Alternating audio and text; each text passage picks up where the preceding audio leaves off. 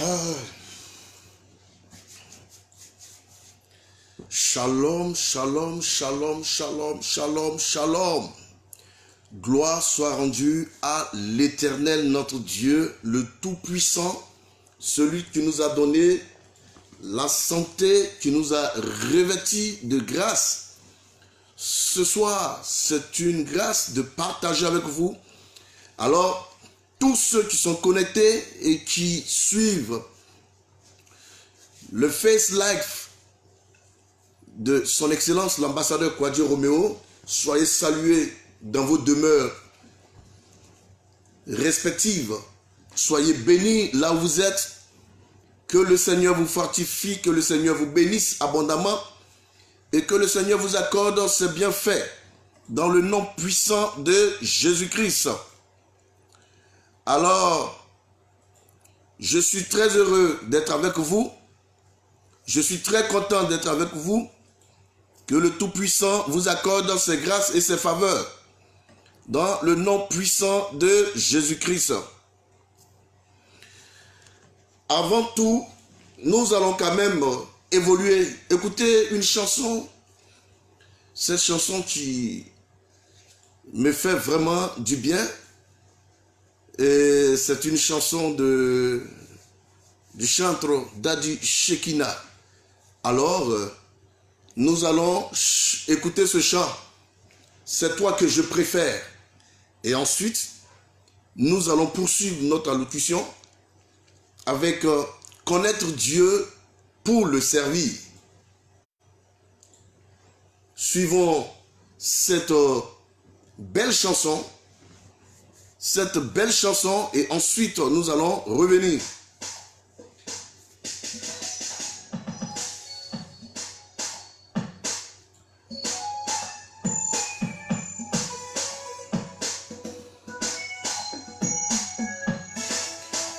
Connectez-vous, soyez connectés, soyez connectés, soyez connectés, soyez connectés.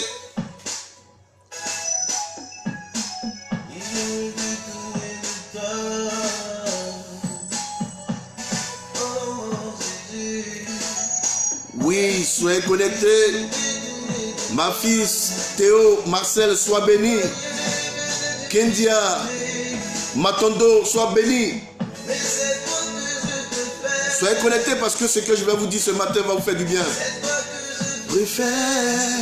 Qu'est-ce qu'ils n'ont pas fait pour me décourager?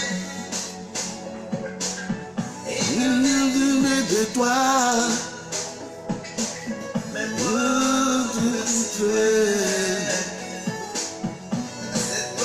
je préfère. Qu'est-ce qu'ils n'ont pas dit? De la vie.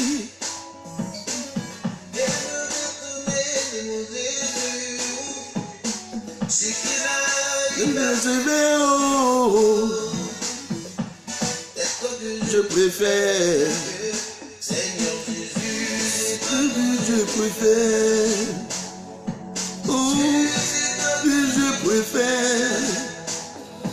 En tout cas, moi c'est le Seigneur que je préfère. Je ne sais pas qui tu as choisi et qui tu préfères, mais moi je préfère le Seignur Jésus.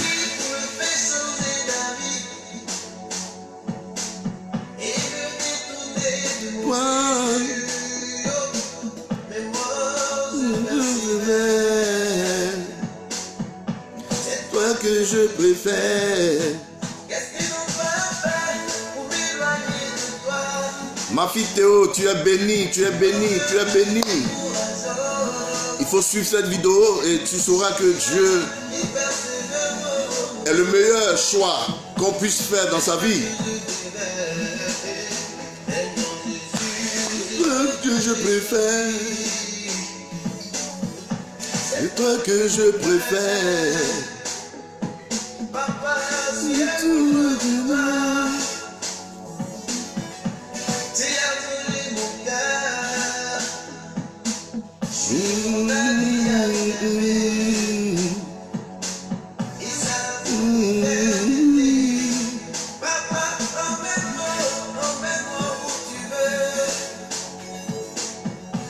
Aide-moi non esclave.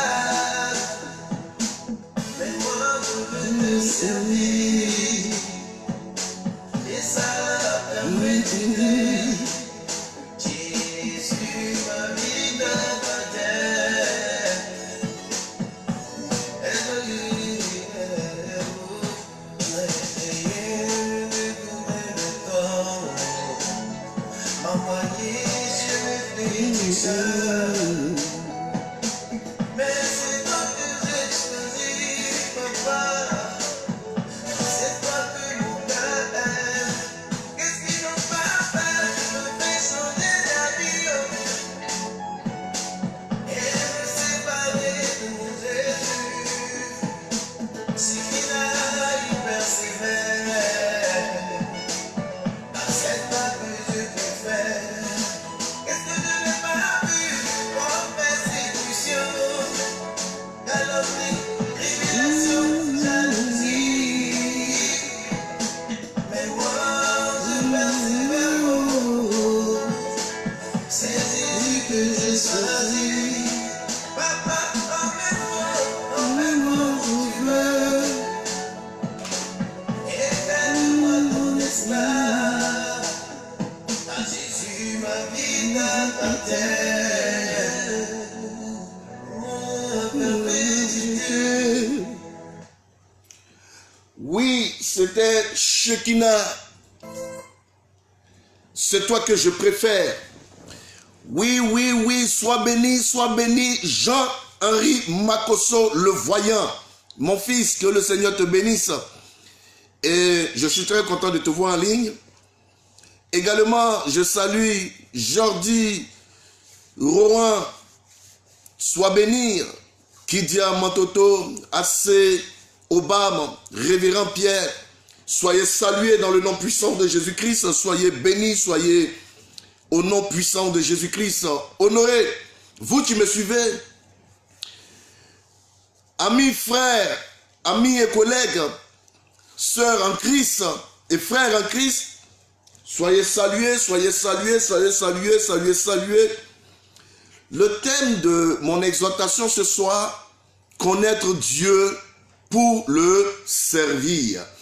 Alors pour cela, nous allons lire rapidement dans le livre de 1 Chronique, le chapitre 28, le verset 9 précisément. Le verset 9, nous constatons beaucoup de dégâts, nous constatons beaucoup de situations compliquées et les gens font des erreurs dans le service de Dieu. Je crois que ce n'est pas de leur faute, c'est tout simplement parce qu'ils ne connaissent pas ce véritable Dieu, ce Dieu puissant, ce Dieu grand, ce Dieu véritable, ce Dieu qui est capable de faire toutes choses, ce Dieu qui a la capacité de réagir en toutes choses et de faire toutes choses selon sa volonté. Alors, écoutez-moi très bien. Soyez connectés, connectez-vous parce que je vais parler à quelqu'un. Je vais amener quelqu'un à comprendre cette pensée au nom puissant de Jésus-Christ. Je vous le dis, ça serait très intéressant pour vous. Lisons, chers amis, je vais parler à tous ceux qui aspirent, qui ont le désir, qui ont cette envie de servir Dieu, de servir le Seigneur. Je suis votre serviteur, son Excellence, ambassadeur Kwadi Roméo. Shalom à vous. Rapidement, nous allons lire notre passage dans le livre de 1 Chronique, le chapitre 28. Ici, il s'agit de David, le roi David, qui était vieux et qui était sur le point de mourir. Dans sa vieillesse et au soir de ses jours de gloire, ses jours difficiles, ses jours de combat, ses jours pleins d'embûches, remplis de situations compliquées, mais ce qui est sûr, Dieu l'a soutenu. Et lorsqu'il devait remettre faire la transaction de son royaume à Salomon, son fils, il va prodiguer des conseils à son fils Salomon en lui disant: et toi, Salomon, 1 Chronique 28, le verset 9, et toi, Salomon, mon fils, connais le Dieu de ton père et sers-le d'un cœur dévoué et d'une âme bien disposée, car l'Éternel sonde les cœurs et pénètre tous les desseins et toutes les pensées. Si tu le cherches, il se laissera trouver par toi. Mais si tu l'abandonnes, il te rejettera pour toujours. Voici, quand j'ai lu ce passage pour la première fois, j'ai été surpris de la réaction et l'attitude de David vis-à-vis de son fils Salomon. Nous savons tous qu'un directeur de société, lorsqu'il a quelqu'un qui doit le remplacer, ce qui se passe entre les deux personnes, c'est ce qu'on appelle la passation de service. Et une passation de service, c'est des dossiers qui renferment le parcours de cet homme qui a travaillé pendant des années ou pendant des mois ou pendant des semaines et qui doit laisser cette entreprise ou ce poste à quelqu'un d'autre. Donc leur entretien de transaction, le sujet de la causerie, ce n'est rien que le travail et tout ce qui concerne le poste, tout ce qui concerne cette fonction. Alors, les paquets de dossiers qu'on va laisser, c'est des dossiers qui renferment des secrets, des dossiers qui, plus ou moins, puisqu'on dit en société,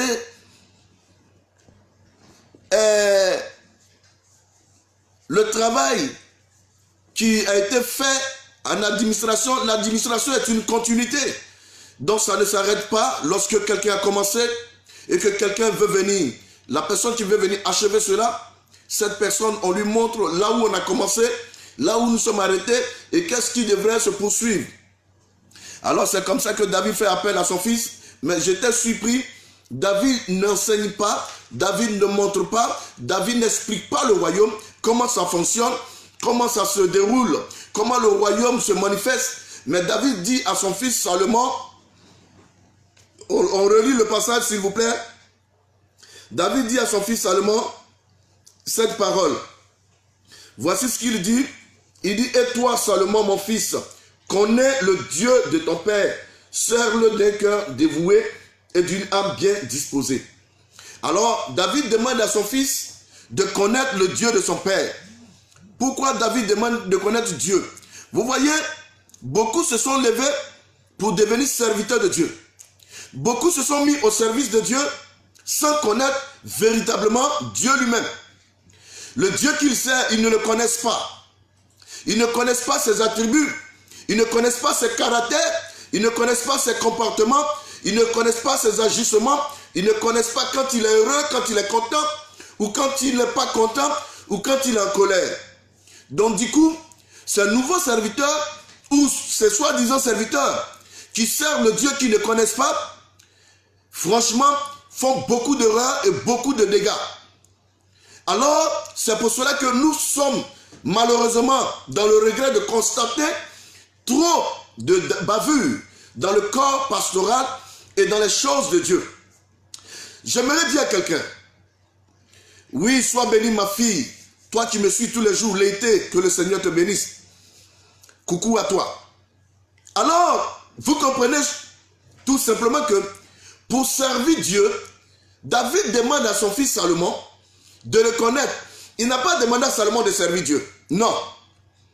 La première fois qu'il est en train de parler de Dieu à Salomon, il dit à Salomon, connais le Dieu de ton père. Vous savez, vous ne pouvez pas servir quelqu'un que vous ne connaissez pas. Et si vous décidez de servir quelqu'un, il va falloir connaître cette personne. Donc, pour servir Dieu, il va falloir que tu puisses connaître Dieu. Il va falloir que tu puisses connaître véritablement Dieu. Et David dit à son fils, dans le livre de 1 Chronique 28, verset 9, connais le Dieu de ton père et sers-le. Connais d'abord le Dieu de ton père et sers-le. Alors, bien-aimés frères et sœurs, David laisse comprendre à son fils Salomon de connaître Dieu. Combien de personnes connaissent Dieu? Mais avant de pouvoir servir Dieu d'un cœur dévoué, David fait comprendre à Salomon que tu pourras seulement servir Dieu d'un cœur dévoué si tu le connais. Vous voyez, dévouer son cœur à quelqu'un ou à quelque chose, c'est lorsque vous avez confiance en cette personne ou en cette chose. Alors vous savez que ce que vous êtes en train de faire, vous le faites de tout cœur. Pourquoi? Parce que la personne pour qui, ou bien la chose pour laquelle vous faites cette action, vous posez cette action, c'est parce que vous connaissez cette personne. Depuis le Congo-Brazzaville, celui qui a fait bouleverser la nation ivoirienne, Sois salué, Bishop Moshe. Et mon bien-aimé, suis Florentin qui me suit. Soyez salués, les serviteurs. Vous qui connaissez véritablement Dieu et qui le servez d'un cœur dévoué et une âme bien disposée. Est-ce qu'on peut servir Dieu de tout son cœur avec un dévouement vraiment qui ne dit pas son nom? Oui, mais c'est ceux qui le connaissent. C'est ceux qui ont appris à connaître Dieu. Aujourd'hui, beaucoup de serviteurs de Dieu sont découragés sous prétexte qu'ils ont fait des biens. Ils ont prié pour des gens. Ils ont prêché et en retour, on ne leur a rien donné. Ils sont découragés. Ils ont fait des missions, des voyages, espérant dans ces voyages avoir des millions, avoir des témoignages. Ils ont fait des veillées et ils ont voulu voir dans ces veillées là, des paradigmes marcher. Voir des aveugles voir. Voir des myomes disparaître devant des personnes. Mais malheureusement, la surprise fut désagréable lorsqu'ils ont constaté que dans cette veillée, le Saint-Esprit ne s'est pas manifesté, ou Dieu n'a pas fait tomber les gens, ou bien les hommes ne sont pas tombés. Alors ils n'ont pas vu la puissance de Dieu, ils n'ont pas vu le miracle s'opérer, alors ils n'ont pas vu la gloire de Dieu, parce qu'ils n'ont pas vu un mort ressuscité, alors ils n'ont pas vu la gloire de Dieu, donc ils sont découragés, ils se sont retraités, ils se sont dit que c'est plus la peine de servir le Seigneur, nous servons Dieu en vain. Oui, nous servons Dieu en vain. Et beaucoup de personnes le pensent ainsi. Je vais vous parler de certaines personnes qui étaient découragées, tout simplement parce que ils ne connaissaient pas le Dieu qu'ils servaient. Ils se sont jetés dans le service. Et en se jetant dans le service, ils ont été tout de suite découragés. Tout simplement parce que ce qu'ils escomptaient, c'est ce qu'ils voulaient voir, ce qu'ils attendaient, n'ont pas été ou n'a pas été à la hauteur de leur attente. Donc du coup, il fallait plus ou moins baisser les mains, baisser les bras et se décourager carrément. Mais bien aimés, à vous qui servez le Seigneur, à vous qui avez décidé de servir le Seigneur, ne vous découragez pas, car notre Dieu est un Dieu fidèle. Vous comprenez? Regardez dans Malachie le chapitre 3, le verset 14 jusqu'au verset 17. La Bible dit, vous avez dit, c'est en vain que l'on sert Dieu. Qu'avons-nous gagné à observer ses préceptes et à marcher avec tristesse à cause de l'Éternel? Vous voyez, beaucoup de personnes se sont découragées. Beaucoup de serviteurs se sont découragés. Et ils disent que c'est en vain que l'on sert Dieu. Depuis qu'on a commencé à servir Dieu, qu'avons-nous gagné? Qu'est-ce que nous avons eu? À force de servir Dieu, nous avons eu que seulement des mépris. Nous avons eu des gens qui nous ont insultés. Mais bien aimés, c'est parce que vous n'avez pas connu véritablement le Dieu que vous servez. Ils disent quoi? Vous avez dit c'est en vain que l'on sert Dieu. Qu'avons-nous gagné à observer ses commandements, ses préceptes et à marcher avec tristesse à cause de l'Éternel? Vous voyez, pourquoi les gens se sentent frustrés dans le service de Dieu? Ils sont allés prier pour des malades, espérant qu'après la guérison de ce malade, leur vie changera. Oui, les choses allaient changer dans leur vie. Leur situation allait changer. Leurs conditions de vie allaient changer. Parce que cet homme allait être reconnaissant et leur payer la voiture, leur payer la maison. Mais malheureusement, la tristesse et le découragement les a rattrapés très tôt et très vite. Et Dieu lui-même prend la parole et s'adresse à ces personnes en disant, vous avez dit, c'est en vain que l'on sert Dieu. Qu'avons-nous gagné à observer ses préceptes et à marcher avec tristesse à cause de l'Éternel des armées? Vous voyez? Pourquoi? Parce que les gens ont mis leur confiance en des hommes. Oui, c'est ma fille qui me soutient, c'est mon Dieu. Oui, c'est mon frère qui me soutient, c'est celui-là qui fait tout pour moi. C'est mon ancien, c'est mon diacre, c'est lui qui fait, c'est en lui, c'est en eux qu'ils ont mis leur confiance. Pourquoi? Parce qu'ils ne connaissent pas Dieu. Frère, si vous connaissez Dieu, votre foi ne sera pas basée sur vos financiers, mais votre foi sera basée sur Dieu. Parce que c'est Dieu qui permet que ces personnes vous soutiennent. Si ce Dieu n'a pas mis dans le cœur de ces personnes le désir de vous apporter quelque chose, ils ne le feront pas. Même quoi qu'ils voient vos bonnes œuvres dans leur vie, ils ne feront rien pour vous. Je vous le dis, et je le dis par conséquent, je le dis avec expérience.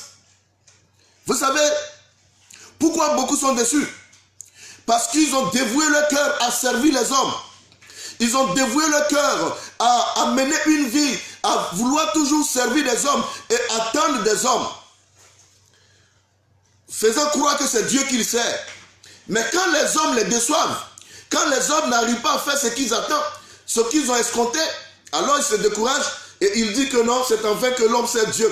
Ça fait 30 ans que je sers Dieu, je n'ai jamais rien vu. Non, tu as passé ton temps à servir des hommes. Quand on sert Dieu, on doit croire que c'est Dieu qui bénit, c'est Dieu qui rémunère. C'est lui qui t'a appelé. Si c'est lui qui t'a appelé, si c'est lui qui t'a mis à son service, lui seul est capable de changer tes conditions et de changer ta vie sociale, financière, maritale et sur tous les plans. C'est ce que vous devrez retenir. Maintenant, il poursuit pour dire quoi? Maintenant, nous estimons heureux les hautains. Oui, les méchants prospèrent. Oui, ils tentent Dieu et ils échappent. Vous allez voir certains hommes de Dieu qui sont dans le faux, qui font de fausses choses. Et tout ça au nom de Dieu. Qui sont dans les marmailles, qui sont dans les choses de vol. C'est que tout ce qui n'honore pas Dieu. Et ils prospèrent dans ça. Et ils font des choses qui ne glorifient pas Dieu. Et ils prospèrent, ça marche pour eux. Ils sont tout le temps dans les avions, ils sont tout le temps à Paris, ils sont tout le temps en Suisse, ils sont tout le temps en Allemagne, ils sont en Angleterre, ils sont aux États-Unis, tout le temps dans les grandes missions. Mais je vous assure, Dieu n'est pas avec eux. Et ils ne connaissent pas Dieu. Ne vous découragez pas. Véritable serviteur de Dieu. Cherchez à connaître Dieu. Et servez le Seigneur d'un cœur dévoué. D'une âme bien disposée. Alors il continue encore pour dire, dans le verset 16, alors ceux qui craignaient l'Éternel se parlèrent l'un à l'autre. L'Éternel fut attentif, et il écouta, et un livre de souvenirs fut écrit devant lui pour ceux qui craignent l'Éternel et qui honorent son nom. Ils seront à moi, dit l'Éternel des armées. Ils m'appartiendront au jour que je prépare. Dieu a un jour qu'il prépare pour tous ses véritables serviteurs. Dieu a un jour qu'il prépare pour tous ceux, oh, sois béni Robert Anzian, cousin, que le Seigneur te fortifie, très content de te voir en ligne. Alors, Dieu prépare de grandes choses, de bonnes choses, et il a un jour qu'il prépare pour ses véritables serviteurs. Bien-aimés frères et sœurs, vous devez comprendre, le verset 17 dit, ils seront à moi, dit l'Éternel des armées. Ils m'appartiendront au jour que je prépare. J'aurai compassion d'eux comme un homme a compassion de son fils qui le sert. Et vous verrez de nouveau la différence entre le juste et le méchant, entre celui qui sert Dieu et celui qui ne le sert pas. Bien-aimés, toutes ces paroles sont des paroles vivantes du véritable Dieu que nous servons. Là, je m'adresse au véritable. Vous qui servez Dieu d'un cœur sincère, avec une âme bien disposée, servez le Seigneur.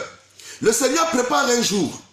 Il a un jour où il va se souvenir de vous, où les choses vont changer. Ce ne sera pas les hommes. Et quand le jour du Seigneur va arriver, aucun homme ne pourra empêcher cela. Même ton propre ennemi sera une bénédiction pour toi. Ton adversaire, Dieu l'utilisera. Car la Bible dit, quand l'Éternel approuve les voies d'une personne, il dispose favorablement même celle de ses ennemis. Alors, bien-aimé, je voudrais que tu comprennes une chose, c'est que ici, dans le livre de Malachie, le chapitre 3, le verset 14 au verset 18, il est question de deux groupes qui prétendent servir le Seigneur. Il y a un groupe qui disait, mais qu'avons-nous à servir Dieu? Avec tristesse. Qu'avons-nous à servir Dieu? Avec angoisse. Les méchants prospèrent. Les méchants jouissent.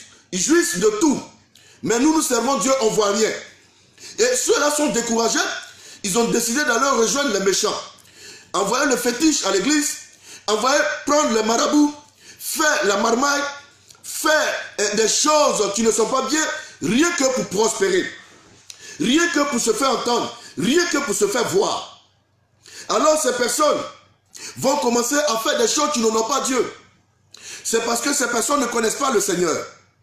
Mais la Bible dit qu'il y avait une catégorie de personnes qui, eux, ne se sont pas fourvoyés et n'ont pas abandonné la sincérité de servir le Seigneur. Mais la Bible dit qu'ils se fortifiaient les uns les autres.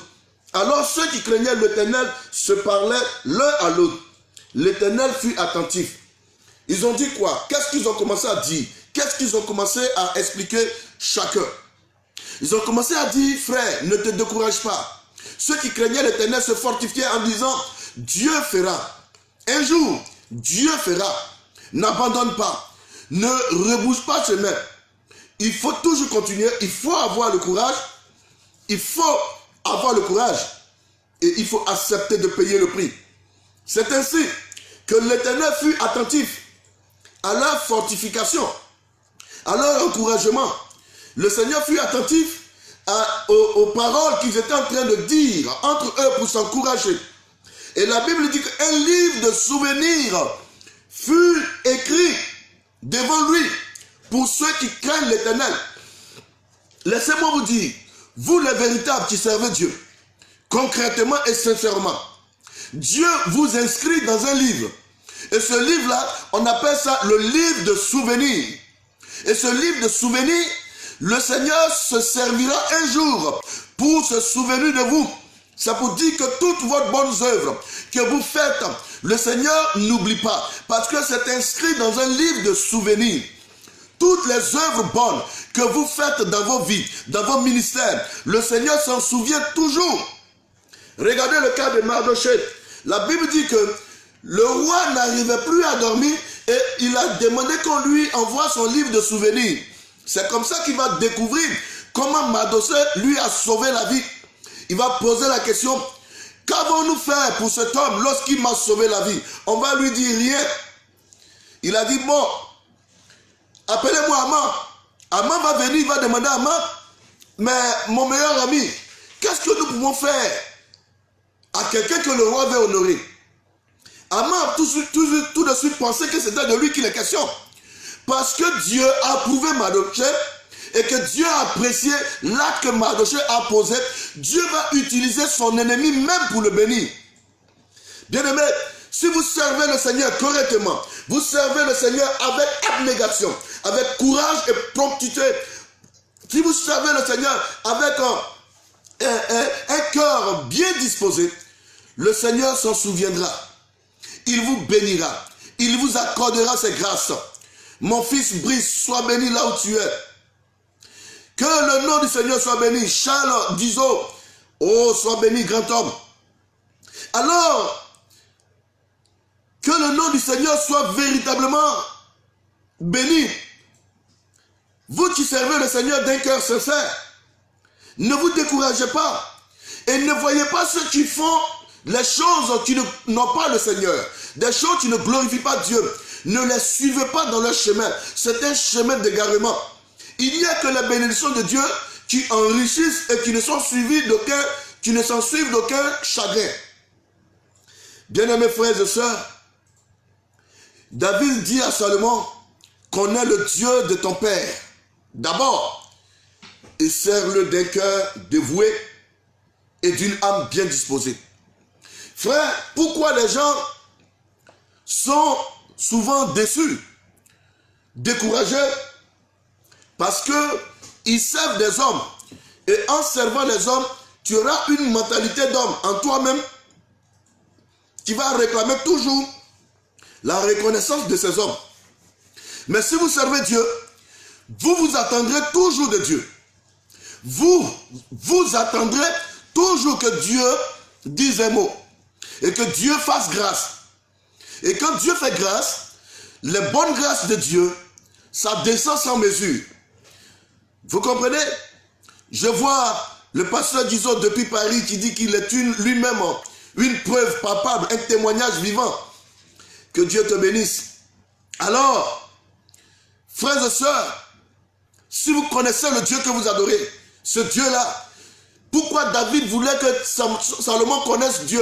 Parce que David voulait que Salomon sache que Dieu est capable de sortir quelqu'un du fumier et le faire asseoir à la table des grands. David savait que Dieu était capable de prendre un berger oublié par sa famille dans le foin, dans les déchets des brebis et faire de lui un roi à la place de Saül. C'est pour cela qu'il a dit, connais le Dieu de ton père. Parce que le Dieu que David adorait était un Dieu qui était capable de prendre quelqu'un qui n'a jamais fait l'armée et tuer un soldat qui était Goliath, qui a mesuré combien de mètres et qui toute sa vie était un soldat qui connaissait les rois de la guerre. Bien-aimé, David connaissait Dieu. David savait que Dieu pouvait défendre quelqu'un face à un ennemi puissant. David n'était qu'un enfant. David n'était qu'un enfant ignorant des choses de la royauté. Tout ce que David connaissait dans sa vie, c'était les brebis, les moutons, c'était les bœufs. Mais Saül a pris en haine David. Et David ne savait pas quoi faire. Il venait d'une famille pauvre. Un roi puissant qui prend David en haine, en ennemi, et envoie tous les soldats contre lui. Mais David a survécu dans les cavernes, dans les montagnes, au milieu des champs de pétri. Oui. Et David dit à son fils, Salomon, connais ton Dieu. Connais le Dieu et sers-le. Vous savez, si vous ne connaissez pas Dieu, vous ne saurez pas comment le servir. Et vous allez le servir mal. Et ça va produire en vous la mort. Souvenez-vous, dans 1 Samuel, et je crois bien, 2 Samuel 6, la Bible dit que Uza a voulu servir Dieu, a voulu aider Dieu lorsque l'arche de Dieu était en train de tomber. Mais il a été frappé à mort. C'est parce qu'il ne connaissait pas Dieu. Il ne savait pas qu'un homme qui n'était pas un Lévi, un homme qui n'était pas sanctifié, n'avait pas le droit de toucher l'arche de l'Éternel. Voilà pourquoi Uza est mort. Il est mort par manque de connaissance. Il est mort parce qu'il n'avait pas la connaissance de ce Dieu qu'il voulait aider. On ne peut pas aider Dieu à accomplir sa volonté. Sarah a voulu aider Dieu en mettant Agar dans son sein. Vous avez vu les conséquences qui s'en est suivies. Vous avez vu comment Sarah a été méprisée par Agar. Et que même Ismaël est venu se moquer de Sarah et d'Isaac, pardon. Alors bien aimés, frères, si vous ne connaissez pas Dieu, vous ne saurez pas comment servir Dieu. Vous commettrez des erreurs. Et ces erreurs vont vous emporter. Ces erreurs vont vous détruire. Ces erreurs vont vous discréditer. Et vous allez non seulement contracter des ennemis partout. Parce que vos langages, vos attitudes, vos comportements ne seront pas des comportements décents. Des comportements décents. Alors, bien aimé, pour servir Dieu, il faut le connaître. Et tous ceux qui disent que non, pour servir Dieu, on n'a pas besoin d'aller à l'école. On n'a pas besoin d'aller à l'école. Je vais vous dire, pour servir Dieu, il faut aller à l'école. Oui, Jésus lui-même, quand il a fait le choix de ses 12 disciples, il les a formés, c'est pour cela qu'il les appelait les disciples. Les disciples sont des apprentis d'un maître. Jésus les a formés pendant 3 ans. Pendant tout le temps, Jésus les enseignait. Il les formait. Il les envoyait sur la montagne et il les enseignait. Il les envoyait sur la montagne, il les formait. Il les envoyait dans le champ des oliviers, il les formait. Il les envoyait partout et il leur donnait des enseignements. Il les a formés pendant 3 ans. Et c'est après cette formation, quand Jésus a vu qu'ils étaient qualifiés et qu'ils avaient des potentialités maintenant, il les a envoyés pour achever la mission qu'il lui-même a continué. Il a commencé, pardon. Donc, la Bible dit que ceux qui servaient l'Éternel se disaient en eux-mêmes, en verset 16 de Malachie 3, alors ceux qui craignaient l'Éternel se parlaient l'un à l'autre, l'Éternel fut attentif. Vous savez, chaque fois que vous murmurez, le Seigneur vous regarde. Chaque fois que vous appréciez l'œuvre que fait Dieu, il vous observe aussi. À la fin, vous serez noté. Je vous dis la vérité. Vous voyez, ces genres de choses n'intéressent plus les enfants de Dieu. Cet enseignement, ça n'intéresse pas les enfants de Dieu. On prend des temps pour chercher, pour venir encourager. Tu peux voir 15 personnes, 20 personnes, 30 personnes connectées. Dès qu'ils voient que c'est un enseignement, automatiquement, vous les voyez se déconnecter. Chacun se déconnecte, chacun se déconnecte. Mais si c'était palable, les clashs, paix à son âme, d'Arafat, et puis Serge Beno, ou bien de Débordant, il aura 1000 vues. Quand c'est des bêtises que les gens racontent sur les réseaux sociaux, vous venez grouper comme ça pour commenter, vous venez grouper pour regarder, vous venez grouper. Chacun veut dire quelque chose, chacun veut annoncer quelque chose. Tout simplement parce que, mais c'est normal. Si vous aimez le Seigneur, si vous connaissez vraiment Dieu, chaque fois qu'on sera en train de parler de Dieu, et que vous tombez à pic sur une vidéo qui parle de Dieu, vous tombez sur un livre qui parle de Dieu, vous tombez sur un passage qui parle de Dieu, vous serez capturé, vous serez actionné, vous serez attentif, vous serez hypnotisé, en train d'écouter, en train de suivre, en train de regarder. C'est de ça qu'il est question. C'est de ça qu'il est question. Vous voyez, des gens vont sur les réseaux sociaux pour des futilités, parce que vous ne connaissez pas Dieu. Les gens ont abandonné le véritable. Leur vie chrétienne, elle n'est plus sincère. Là, si j'étais en train de parler de placali avec sauce graine, avec des polos que je suis en train de manger, chacun allait venir commenter pour dire, hey, il faut m'inviter. Pourquoi? Mais comme ils sont venus, qu'ils sont en train de parler des véritables serviteurs de Dieu, ils voient, ils se déconnectent. Personne n'apprécie. Mais je bénis le Seigneur pour tous ces véritables qui sont connectés, qui apprécient et qui cliquent, j'aime, ou qui envoient des cœurs, afin que cette vidéo soit vue de partout. Et toutes ces personnes qui partagent cette vidéo, je prophétise sur vos vies, je déclare que vos vies soient des vies transformées et des vies bénies, des vies restaurées en abondance, que le Seigneur se souvienne et se souvienne de vous. Alléluia. Gloire à l'Éternel. D'accord. Dieu se souvient tous de ses serviteurs. Je n'ai pas besoin de peut-être trop rendre de témoignages sur moi. Mais je suis un véritable témoignage vivant pour les bienfaits du Seigneur. J'ai servi le Seigneur pendant des années.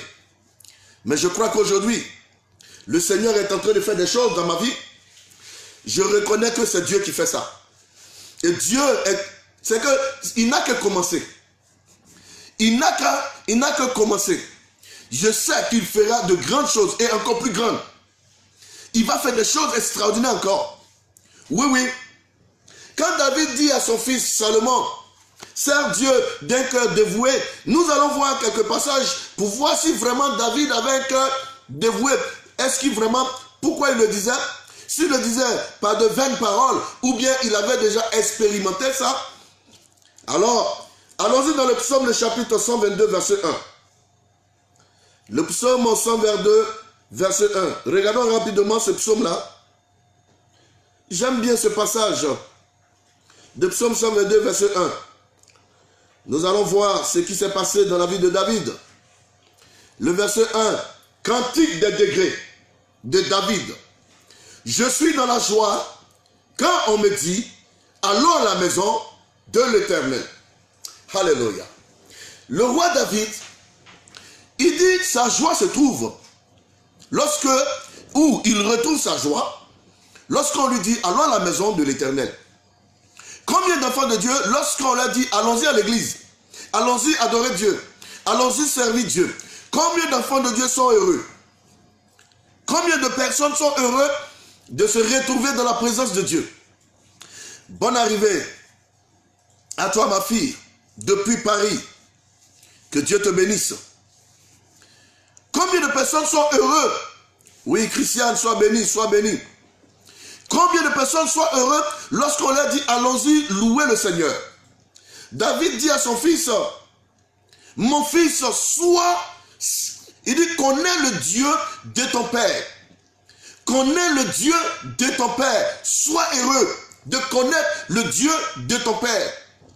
Sers-le d'un cœur dévoué et d'une âme bien disposée. Et j'étais en train de dire comme ça que, est-ce que vraiment David servait le Seigneur d'un cœur dévoué? David témoigne cela dans son psaume, le chapitre 122, verset 1. Quand il déclare de David, je suis dans la joie, lorsqu'on me dit, allons à la maison de l'Éternel. Et je pose la question de savoir, combien de personnes sont heureux lorsqu'on leur demande d'aller dans la maison de l'Éternel? Oui, shalom à toi, Christiane. Combien de personnes sont heureux lorsqu'on leur dit d'aller à la maison de l'Éternel? Mais David dit, je suis dans la joie lorsqu'on me dit, allons à la maison de l'Éternel. Combien de personnes trouvent le plaisir d'être dans la présence de Dieu? Combien de personnes prennent plaisir de demeurer dans la présence du Seigneur des heures et des heures? Vous allez voir, quand le prédicateur est en train de déborder juste de 10 minutes, tout le monde regarde la montre. Tout le monde veut quitter. Tout le monde s'empresse. Tout le monde est pressé de quitter. Souvent, le prédicateur n'a pas encore fini de prêcher. Mais parce qu'à 14 heures, il doit retrouver des collègues quelque part. Il va raccourcir le message pour dire, la semaine prochaine, on va voir la suite. Bien-aimés, apprenez à connaître Dieu pour mieux le servir et pour le servir véritablement. C'est très important. Si vous ne connaissez pas Dieu, vous ne saurez pas comment le servir. Vous croirez que vous serez en train de servir Dieu, alors que vous serez en train de servir quelqu'un d'autre. Vous serez en train de ne pas servir véritablement Dieu. Sabine Kakpo, sois béni. Oui. Et je disais tout à l'heure, tantôt, que des hommes, quand ils viennent se connecter et qu'ils voient que tu es en train de parler de Dieu, ils se déconnectent. Je suis en train d'exhorter, mais j'avoue que c'est parce que les gens ne connaissent pas Dieu. Vous allez les voir dans le problème inutile des gens. Les gens sont en train de faire les clashs, leurs palabres sous les fesses, ils sont dedans. Excusez-moi. Ils mettent la bouche dedans. C'est eux qui savent commenter. C'est eux qui savent qui a raison, qui n'a pas raison. Mais viens faire une vidéo, commence à parler de Dieu. Commence à enseigner.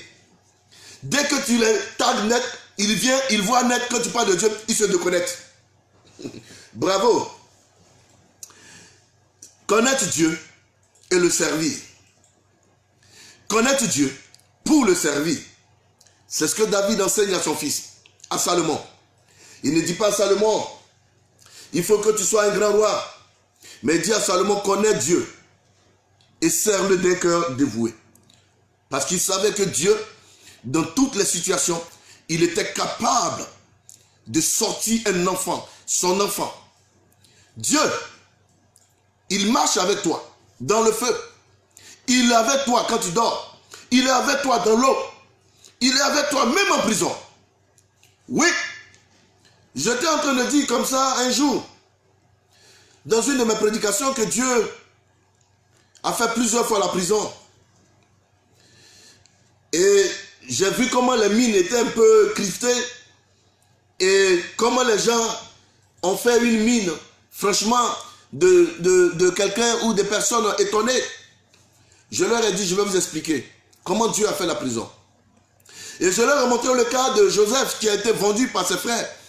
Et plus tard, dans la maison de Potiphar, Joseph a été convoité et malheureusement, il n'a pas succombé à cette convoitise.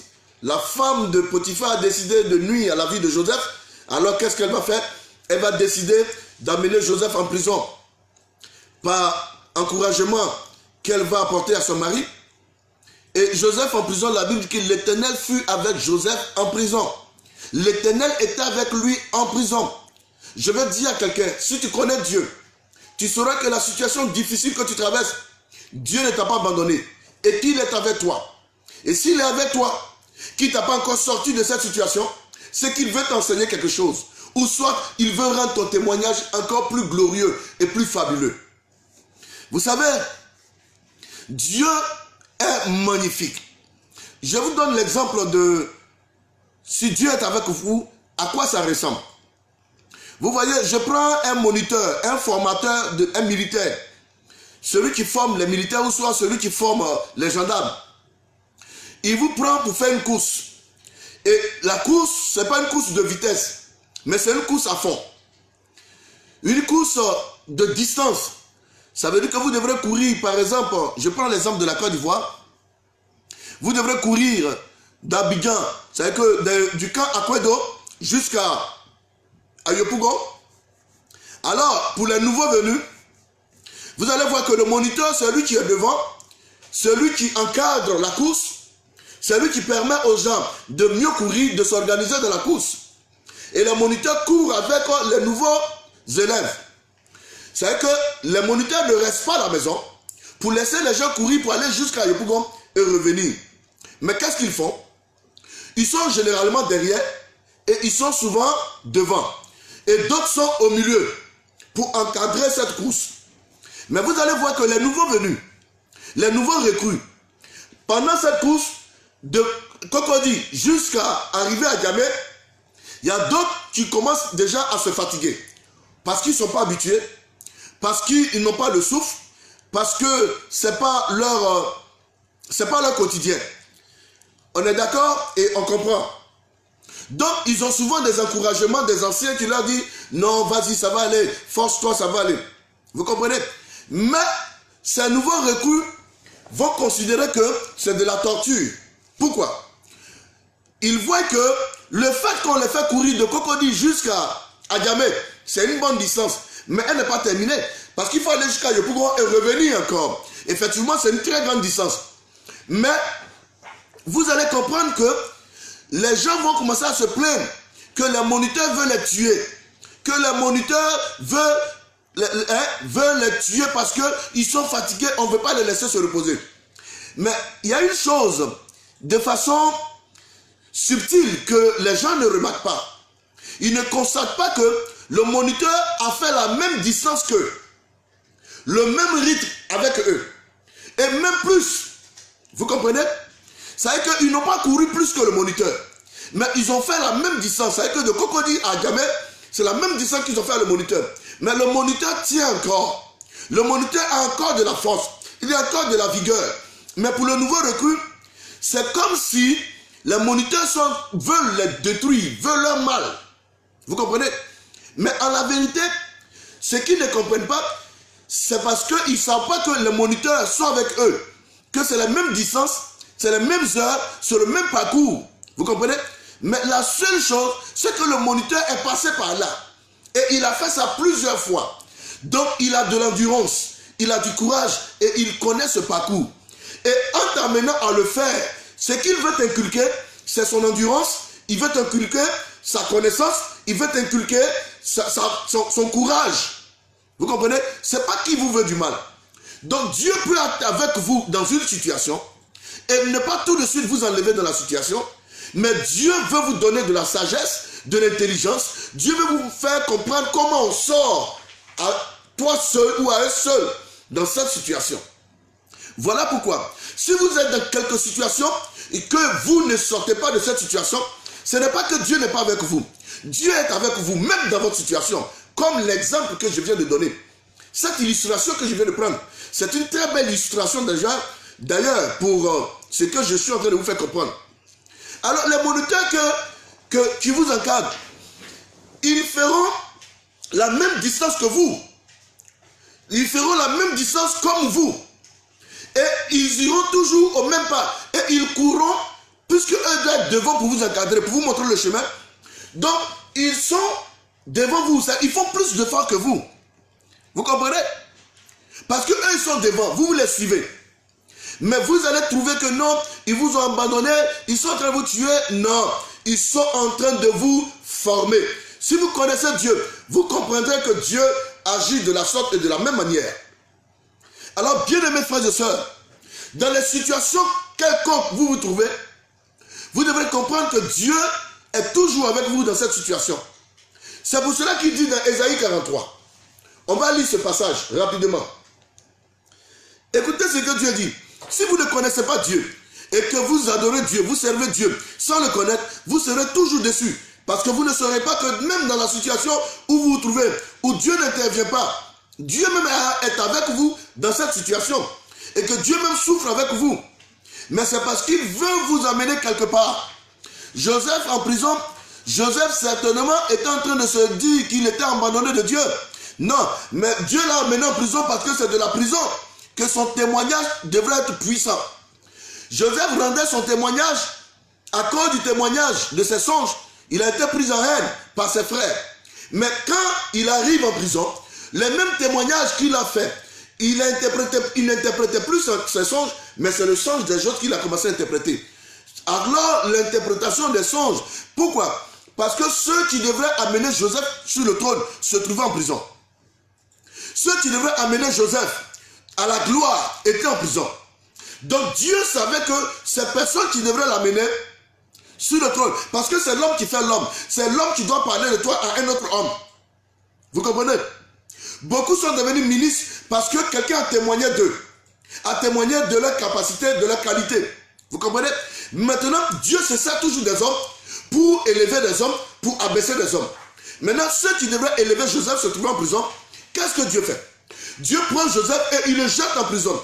Pourquoi? Parce qu'il faut aller en prison avec des accusations, qu'elles soient vraies ou fausses, mais il faut que tu aies fait quelque chose de grave ou de mal. Mais Joseph n'avait pas le mal en lui, mais il fallait qu'il soit en prison coûte que coûte. Dieu va inspirer la femme de Potiphar à commettre ce désir de vouloir aller avec Joseph. Joseph va refuser, cela va mener Joseph en prison pour aller rencontrer les chansons. Pourquoi? Parce que c'est celui-là qui était auprès du roi et qui pouvait témoigner de Joseph pour que Joseph soit quoi?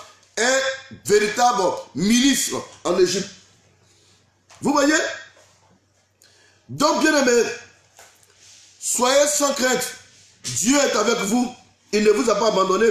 Il sera toujours avec vous. Ésaïe 43. Regardons le passage. Et lisons ça.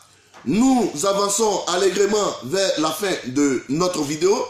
Mais j'aimerais vous encourager encore à suivre ce passage rapidement dans Ésaïe 43, verset 1. Ainsi parle maintenant l'Éternel qui t'a créé, ô Jacob, celui qui t'a formé, ô Israël, ne crains rien, car je te rachète, je t'appelle par ton nom, donc tu es à moi. Si tu traverses, vous comprenez? Si tu traverses, ça commence par si.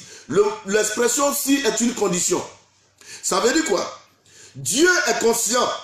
Dieu, pour celui qui connaît Dieu, il doit savoir qu'on peut être avec Dieu et traverser des moments difficiles. Traverser des moments, des problèmes plus que le feu. Vous comprenez? C'est pourquoi il prend, Dieu même dit quoi? Si tu traverses les eaux, je serai avec toi. Pourquoi il dit si tu traverses les eaux? Bien aimé, vous n'avez pas idée de ce que les eaux peuvent faire. Vous comprenez? Vous n'avez pas idée de ce qu'une eau peut faire. Regardez l'Haïti, regardez le Japon. Regardez souvent les pays qui ont été ravagés par la mer, la fureur des eaux. Vous voyez, l'eau peut se propulser à 200 km à l'heure et détruire tout sur son passage. Donc si Dieu parle de l'eau, que si tu traverses les eaux, il sait de quoi les eaux sont capables. Les eaux peuvent détruire des immeubles, détruire des villas entières, même toute une ville, tout un pays. Les eaux peuvent ravager. Mais Dieu dit, si tu traverses ces eaux-là, ne crains pas. Il dit, je serai avec toi. Il n'a pas dit, je serai de côté et je vais te soutenir. Non, il dit, je serai avec toi. C'est une promesse.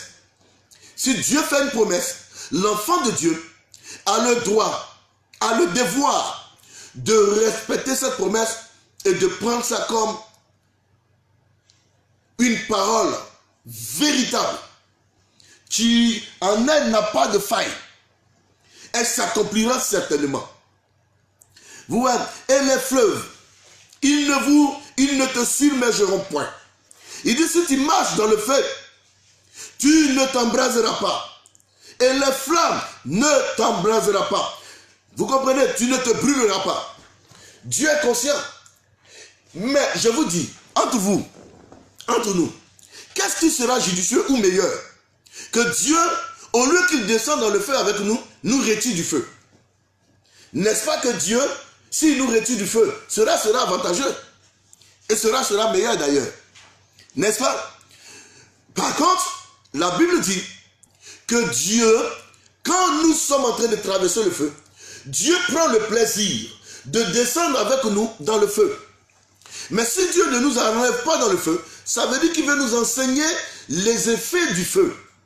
Quand le feu brûle, quel effet ça fait? Quand l'eau est en train de t'emporter, quels sont les effets de cette eau? C'est ce que les enfants de Dieu doivent comprendre. Donc ceux qui disent non, si vous venez à Dieu, vos problèmes c'est fini. Les problèmes sont finis, c'est faux. Le jour où vous mettez les pieds avec Dieu, c'est maintenant que les véritables problèmes commencent. Parce que vous venez de dire non aux ténèbres. Vous venez de dire non aux sorciers.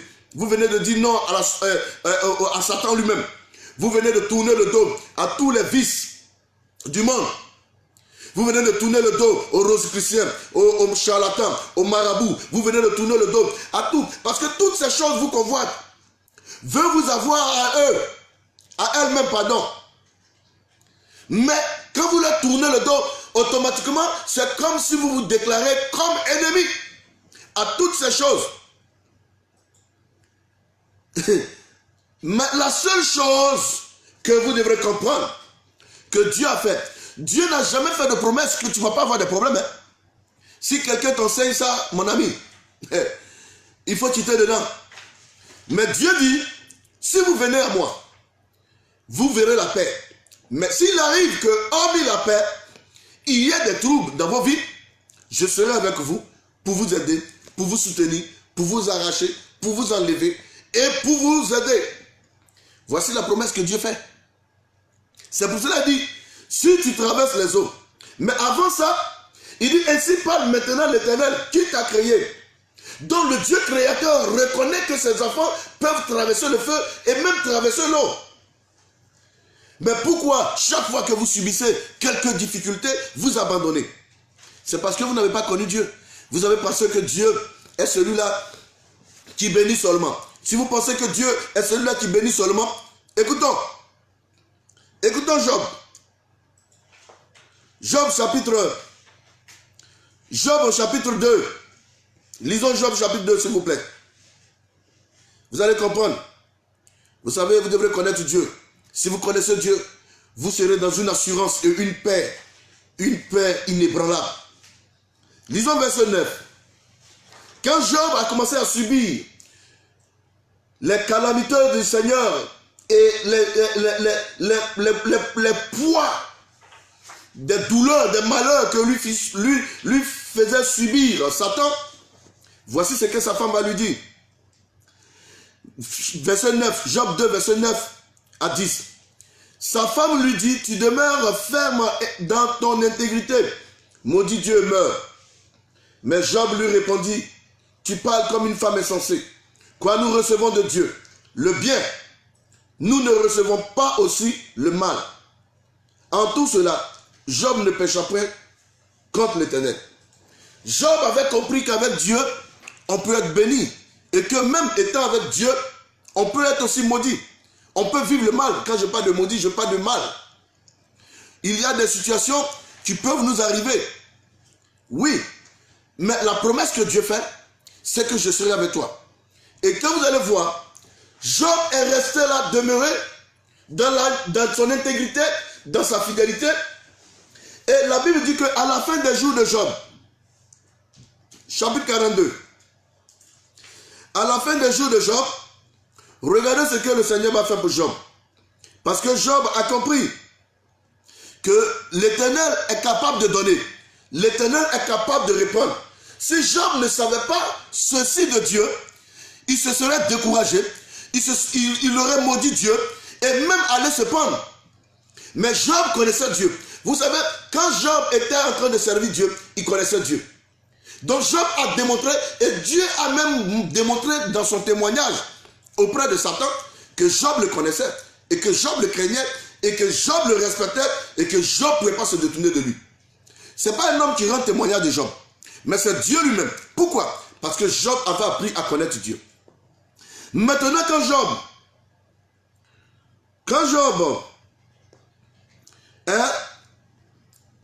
reste fidèle et loyal à Dieu, regardez Job 42, verset 12, jusqu'au verset 17.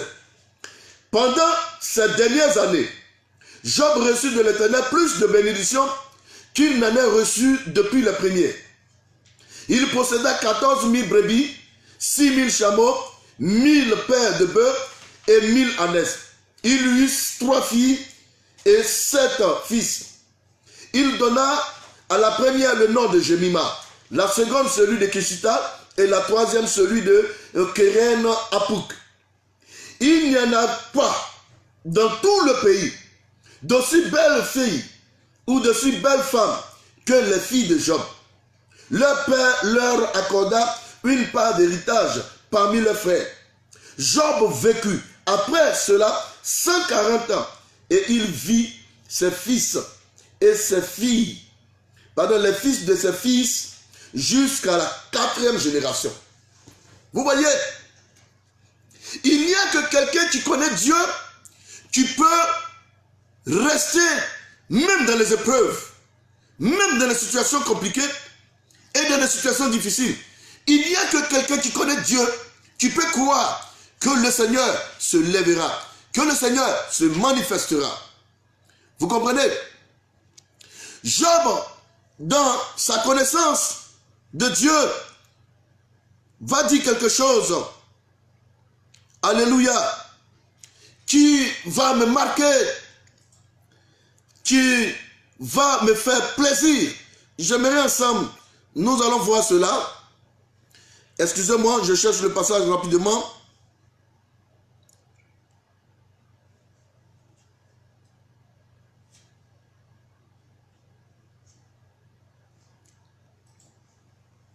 Regardons Job, le chapitre 19, verset 25.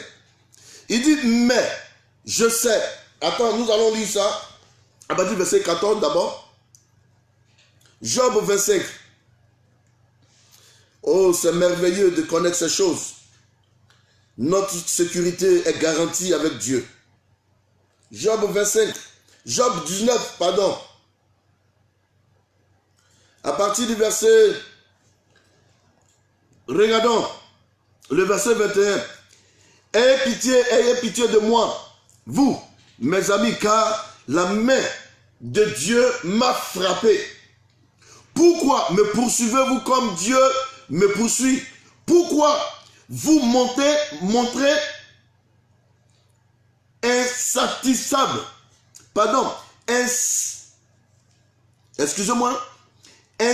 insatisfait de ma chair?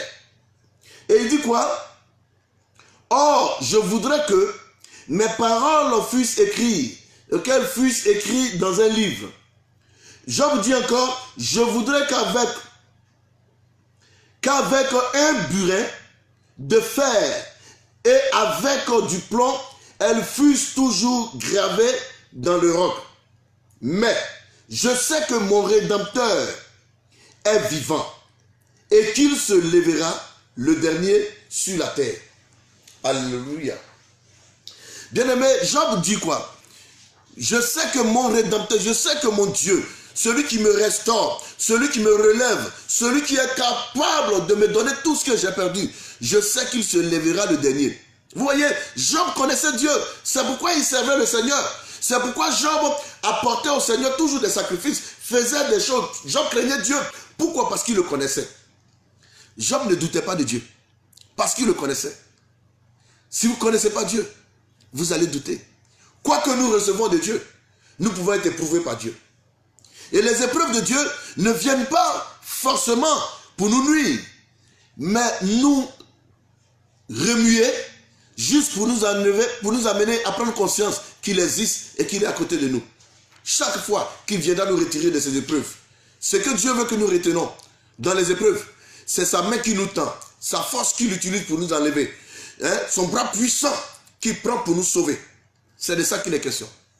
Sur ce, recevez dans vos salons, dans vos voitures, quel que soit le lieu où vous êtes, où vous me suivez, que la main du Seigneur fasse grâce sur vos vies et fasse de vous des véritables serviteurs.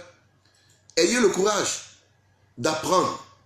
Ayez la force de lire la Bible. Car Dieu, c'est la Bible. Dieu, c'est sa parole. Si vous connaissez la parole de Dieu et que vous la pratiquez, vous verrez les fruits de ces paroles se manifester. La Bible dit que si vous êtes docile, dans Ésaïe le chapitre 1, si vous avez de la bonne volonté, si vous êtes docile qu'est-ce qui va se passer? Vous mangerez les meilleures productions du pays. Alléluia. C'est ça qui est la vérité. Oui, je crois bien que c'est Ésaïe chapitre 18, je crois, plutôt. Ésaïe 18.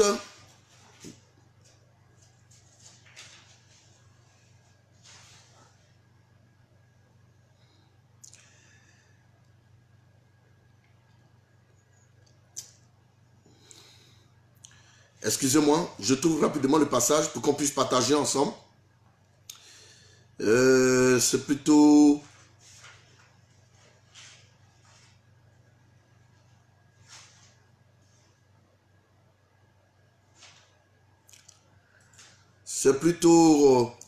Ésaïe chapitre 1, verset 19, au lieu de verset 18. Ésaïe 1, verset 19. Vous comprenez? Donc regardons Ésaïe le chapitre 1, verset 19. La Bible dit, si vous avez de la bonne volonté et si vous êtes docile, vous mangerez les meilleures productions du pays. Que le Seigneur vous accorde de la bonne volonté à le chercher. Que le Seigneur vous accorde la grâce, la soumission, qui vous donne cette envie de le chercher. Que le Seigneur vous accorde, Franck Togira, sois béni de là où tu es. Et mon fils Brice, que Dieu te bénisse d'avoir suivi jusqu'à la fin. Je suis content. Sois béni aussi également, ma fille Christiane, d'avoir suivi jusqu'à la fin. Que le Seigneur vous fortifie, que le Seigneur vous accorde ses grâces. Et tous ceux qui m'ont suivi, tous ceux qui ont liké, tous ceux qui ont tagué, tous ceux qui ont partagé, que vos vies changent, que la main et la force du Seigneur soient vos partages à vie au nom de Jésus que j'ai prié pour vous. Amen. N'oubliez pas, après, partagez cette vidéo. Que Dieu vous bénisse parce que je vais balancer ça sur le Face.